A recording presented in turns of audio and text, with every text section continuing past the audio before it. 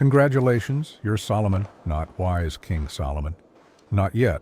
Right now, you're just the son who inherited a throne that still smells like war. Your father David is gone. Long live the king, but their eyes don't match their words, because a crown doesn't end danger. A crown attracts it.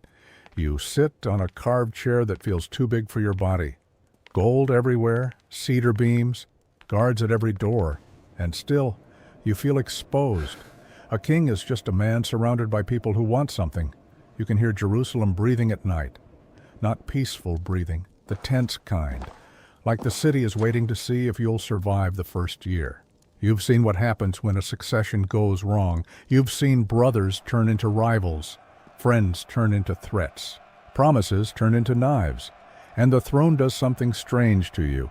It makes you count everything.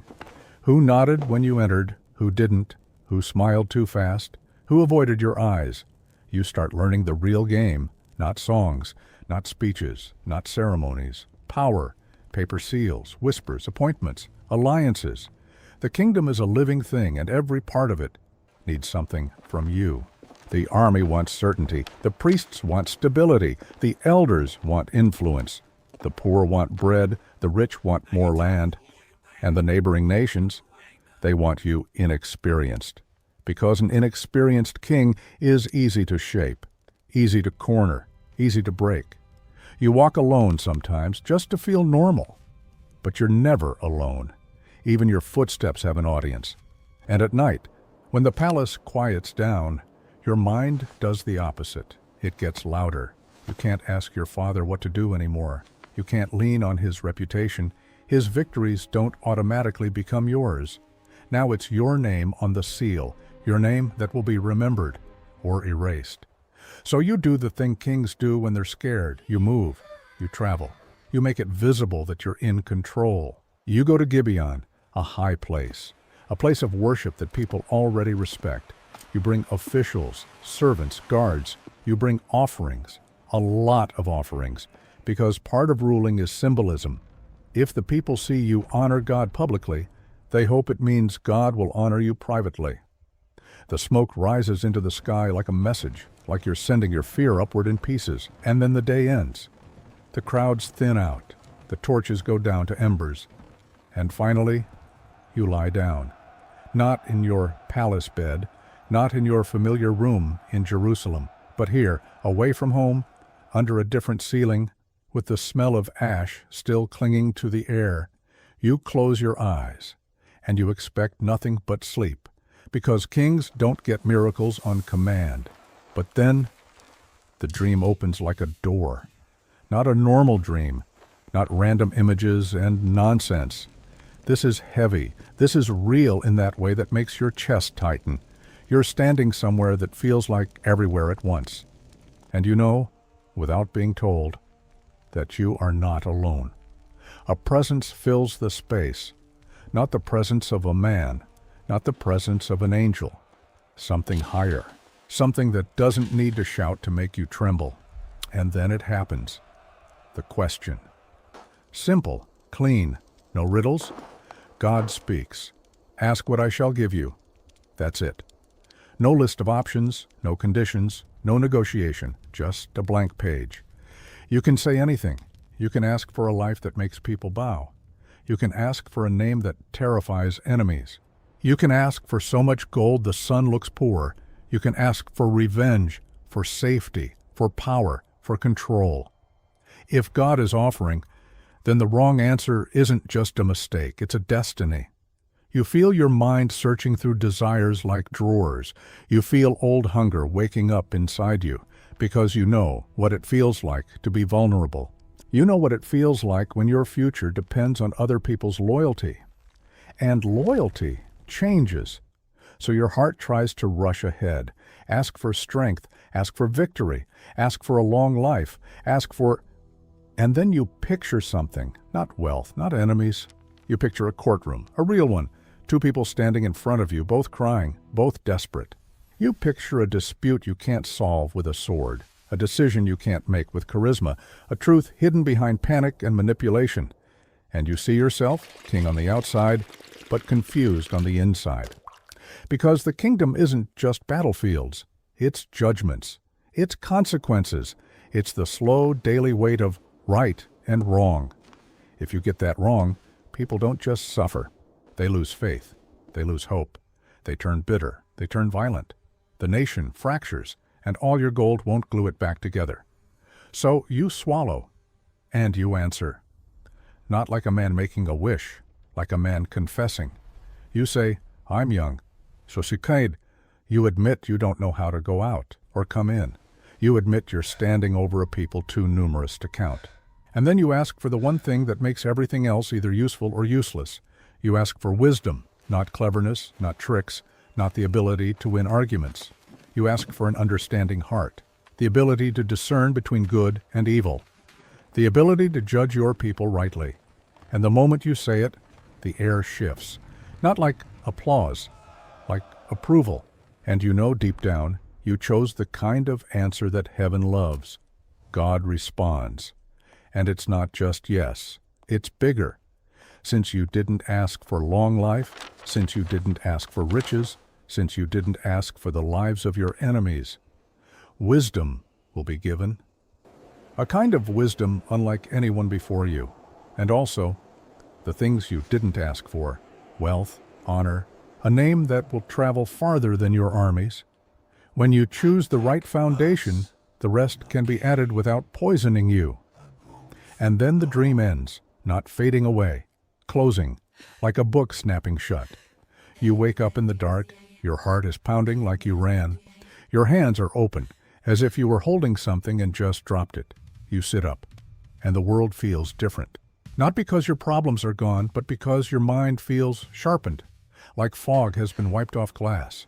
You go back to Jerusalem, and now you're carrying something invisible that changes how you walk. At first, nobody notices. They see the same young king, the same crown, the same guards. But then your first true test arrives. Not a war, not a treaty. Two women come before you. No fancy titles, no political power, just raw desperation. They're arguing over a baby. One says, he's mine. The other says, no, he's mine.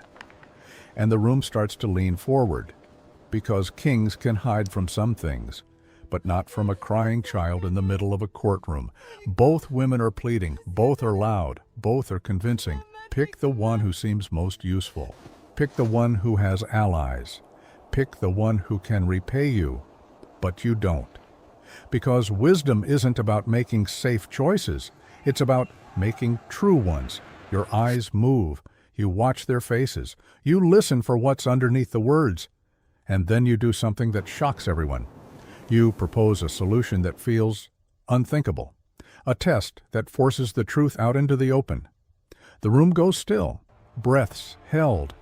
And in that silence, one woman reveals what love really is, not possession, not pride, but willingness to lose everything to save what matters, and you see it. Clear as sunlight, you give the child to the true mother, and the room erupts, not with chaos, with awe. This king isn't only powerful, he can see. The story spreads like fire in dry grass, from Jerusalem to villages, from villages to borders, from borders to foreign courts, and now your kingdom changes. People come not just to trade, but to listen, not just to pay taxes, but to ask questions, and you start building. Not only buildings, systems, judges, officials, proverbs, songs. You turn wisdom into a language your people can live in, and then comes the great project. The thing your father dreamed of but couldn't complete. A house for the name, a temple. Not because God needs a building, but because people need a place to remember who's really in charge. You negotiate with kings. You import cedar. You organize labor. You assign craftsmen. Stone and gold rise where prayer will live. And for years it seems like your answer in that night is paying interest. The kingdom prospers. Trade increases. Borders stabilize. You become a name spoken with respect. Foreign leaders send gifts, not threats. And one day, a queen arrives, curious, skeptical, brilliant. She tests you with questions that aren't meant to be answered easily. Riddles, politics, philosophy, The kind of questions that expose pretenders, but you meet her question for question, and she leaves stunned. Because what she saw wasn't just intelligence, it was depth, a mind anchored to something higher than ego. And now you're living a life that feels almost unreal. You have wealth beyond what your childhood could imagine, a court filled with music, a table filled with food, a city filled with admiration. Every gift comes with a shadow, and the shadow of wisdom is pride. Because after enough victories, you start believing you're the reason you're winning. After enough praise, you start needing it like air. After enough "you're different," you start thinking you're untouchable. And slowly, so slowly you don't notice at first, your heart begins to negotiate, not with enemies, with compromises, little ones, the kind that feel harmless, a marriage for peace, a marriage for trade, a marriage for alliance, a marriage for reputation, and then another, and another. The palace gets bigger, the court gets louder. Different languages, different customs, different gods whispered about in private corners. At first, you tell yourself it's politics. At first, you tell yourself, I'm still in control. At first, you tell yourself, it's just diplomacy. But influence doesn't arrive like a soldier. It arrives like a friend, like a habit, like a voice that sounds reasonable. And one day you catch yourself doing something you never planned to do, not a public betrayal, not a sudden collapse, just accommodation. A small altar here, a small permission there, a quiet let it be because it's easier than conflict. And that's how a wise man begins to drift. Not by choosing evil loudly, by choosing comfort quietly. You still speak wisdom. You still write proverbs. You still sound like the king people admire. But something inside you is dividing, and division always costs. Because wisdom without devotion becomes performance, and devotion without humility becomes a mask.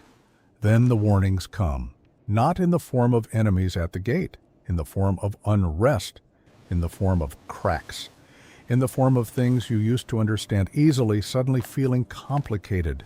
You can feel the nation's patience thinning. Taxes feel heavier. Labor feels harsher.